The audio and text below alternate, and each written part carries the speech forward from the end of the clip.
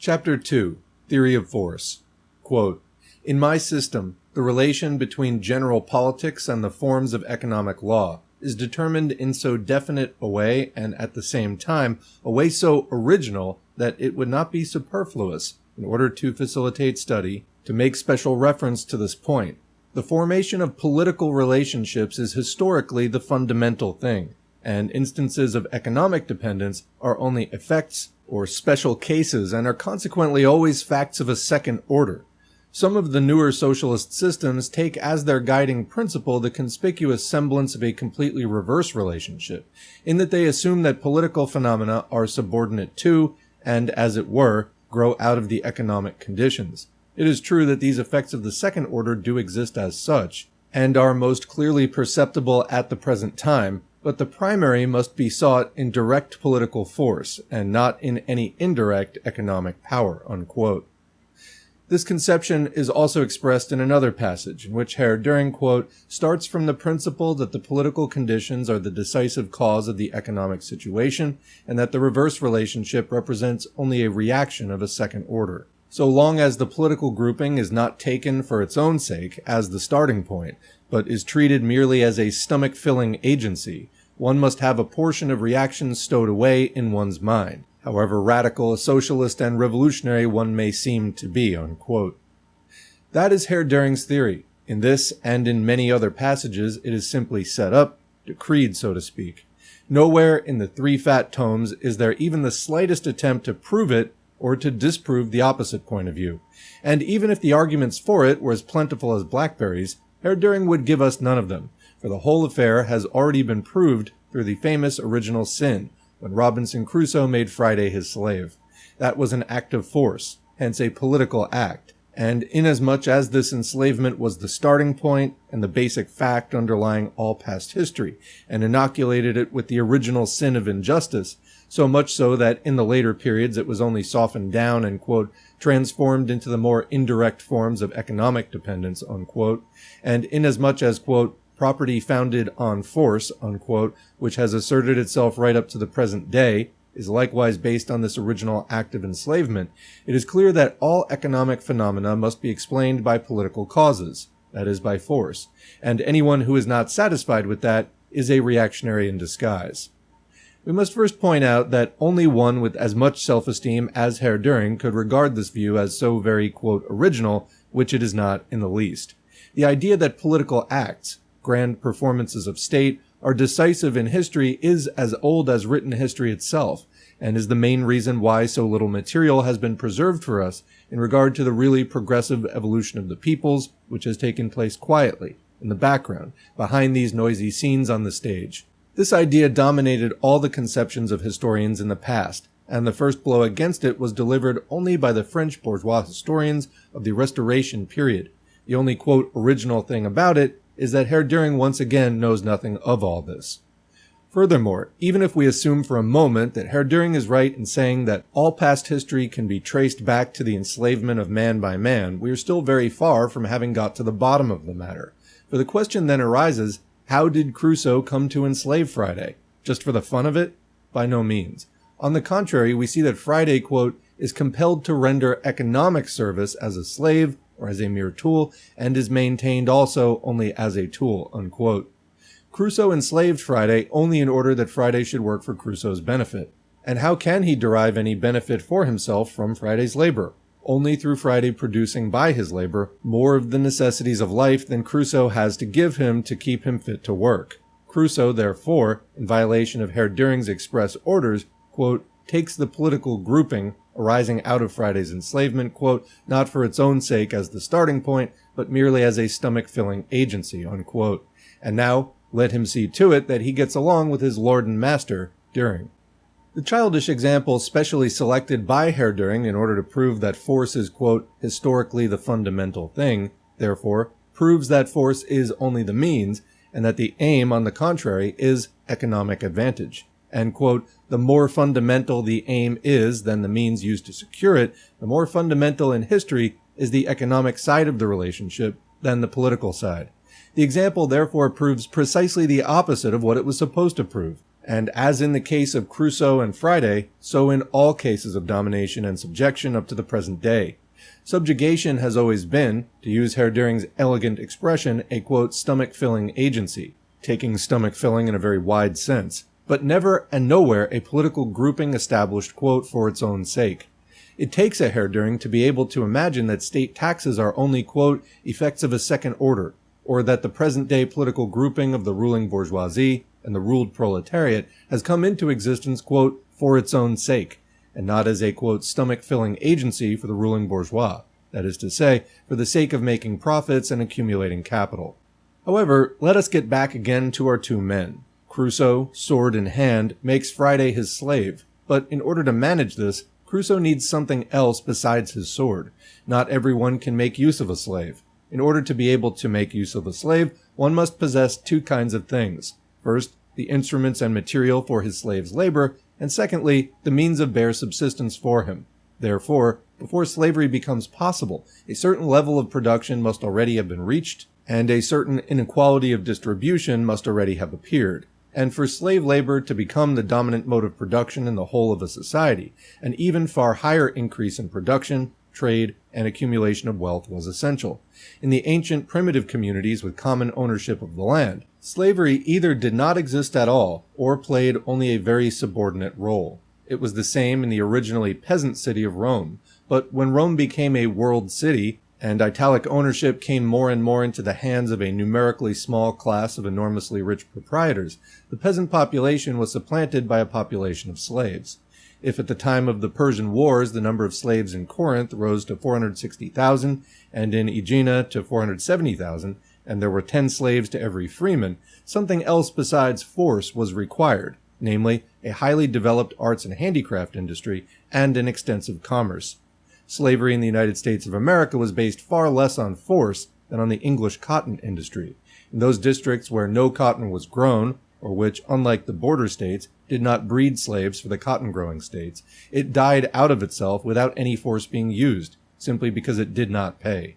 Hence, by calling property as it exists today property founded on force, and by characterizing it as, quote, that form of domination at the root of which lies not merely the exclusion of fellow men from the use of the natural means of subsistence, but also, what's far more important, the subjugation of man to make him do servile work, unquote.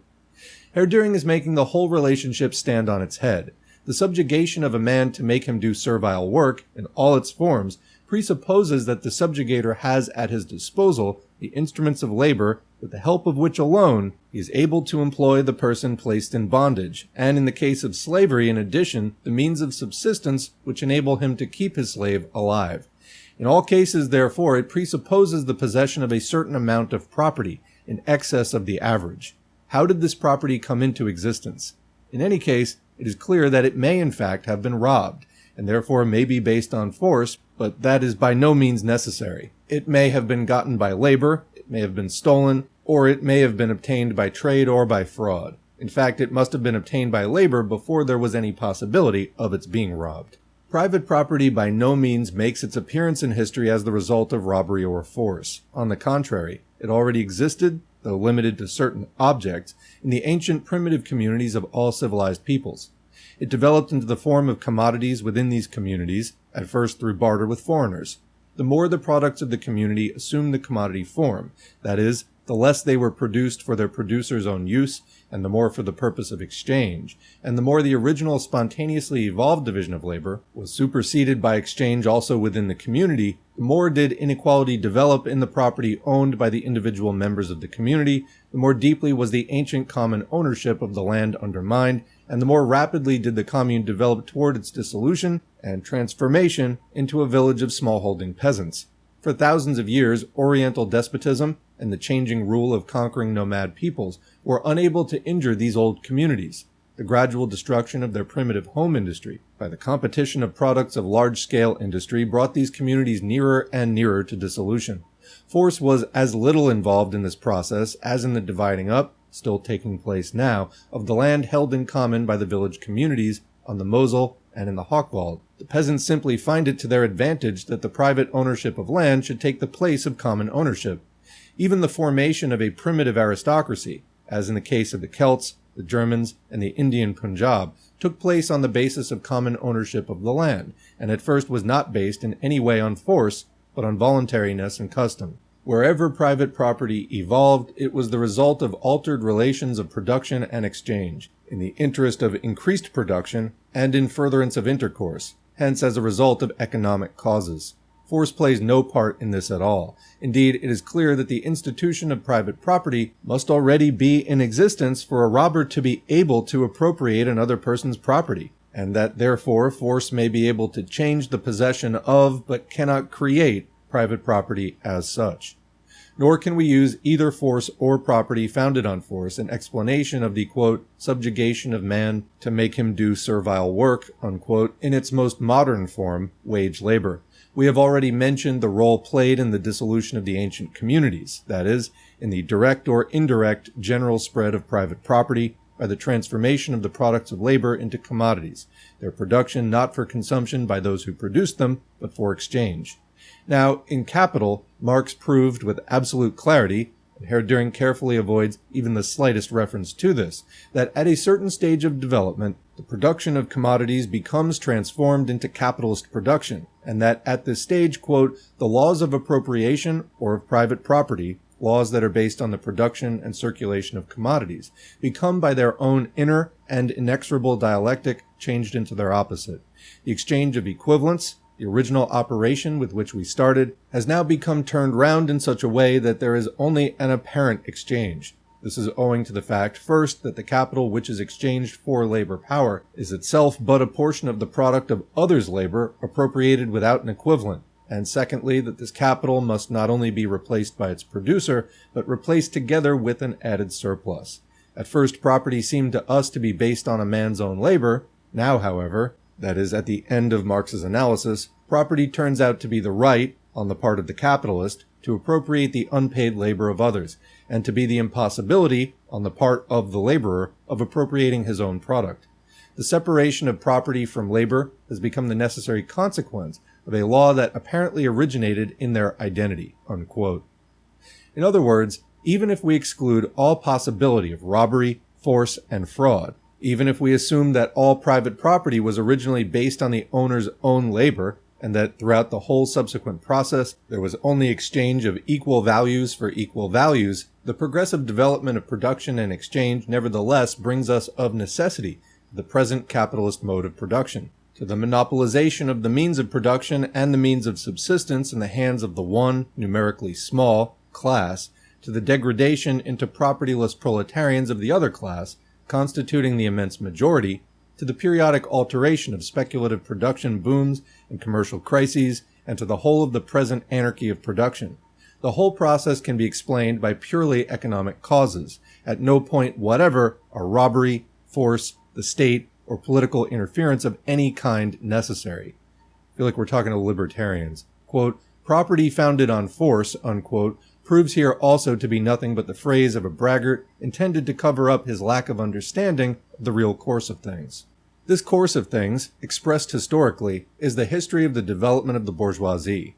If, quote, political conditions are the decisive cause of the economic situation, unquote, then the modern bourgeoisie cannot have developed in struggle with feudalism, but must be the latter's voluntarily begotten pet child. Everyone knows that what took place was the opposite. Originally an oppressed estate liable to pay dues to the ruling feudal nobility, recruited from all manner of serfs and villains, the burghers conquered one position after another in their continuous struggle with the nobility, and finally, in the most highly developed countries, took power in its stead. In France, by directly overthrowing the nobility, in England, by making it more and more bourgeois, and incorporating it as their own ornamental head. And how did they accomplish this? Simply through a change in the economic situation, which sooner or later, voluntarily or as the outcome of combat, was followed by a change in the political conditions. The struggle of the bourgeoisie against the feudal nobility is the struggle of town against country, industry against landed property, money economy against natural economy, and the decisive weapon of the bourgeoisie in this struggle was its means of economic power, constantly increasing through the development of industry, first handicraft and then, at a later stage, progressing to manufacture, and through the expansion of commerce. During the whole of this struggle, political force was on the side of the nobility, except for a period when the crown played the bourgeoisie against the nobility in order to keep one estate in check by means of the other. But from the moment when the bourgeoisie, still politically powerless, began to grow dangerous owing to its increasing economic power, the crown resumed its alliance with the nobility, and by so doing called forth the bourgeois revolution, first in England and then in France. The political conditions in France had remained unaltered, while the economic situation had outgrown them. Judged by his political status, the nobleman was everything, the burgher nothing. But judged by his social position, the burgher now formed the most important class in the state, while the nobleman had been shorn of all his social functions and was now only drawing payment in the revenues that came to him for these functions which had disappeared. Nor was that all. Bourgeois production in its entirety was still hemmed in by all the thousandfold guild privileges and local and provincial customs barriers which had become mere irritants and fetters on production. The bourgeois revolution put an end to this, not, however, by adjusting the economic situation to suit the political conditions in accordance with Herr Dühring's precept. This was precisely what the nobles and the crown had been vainly trying to do for years, but by doing the opposite, by casting aside the old, moldering political rubbish and creating political conditions in which the new economic situation could exist and develop. And in this political and legal atmosphere which was suited to its needs, it developed brilliantly. So brilliantly that the bourgeoisie has already come close to occupying the position held by the nobility in 1789. It is becoming more and more not only socially superfluous, but a social hindrance. It is more and more becoming separated from productive activity, and like the nobility in the past, becoming more and more a class merely drawing revenues. And it has accomplished this revolution in its own position and the creation of a new class, the proletariat, without any hocus-pocus of force whatever, in a purely economic way. Even more, it did not in any way will this result of its own actions and activities. On the contrary, this result established itself with irresistible force against the will and contrary to the intentions of the bourgeoisie. Its own productive forces have grown beyond its control, and, as if necessitated by a law of nature, are driving the whole of bourgeois society toward ruin or revolution. And if the bourgeois now make their appeal to force in order to save the collapsing economic situation from the final crash, this only shows that they are laboring under the same delusion as Herr Dühring, the delusion that, quote, political conditions are the decisive cause of the economic situation. This only shows that they imagine, just as Herr Dühring does, that by making use of the, quote, primary, the direct political force, they can remodel those, quote, facts of the second order, the economic situation, and its inevitable development, and that therefore the economic consequences of the steam engine and the modern machinery driven by it, of world trade and the banking and credit developments of the present day, can be blown out of existence by them with Krupp guns and Mauser rifles.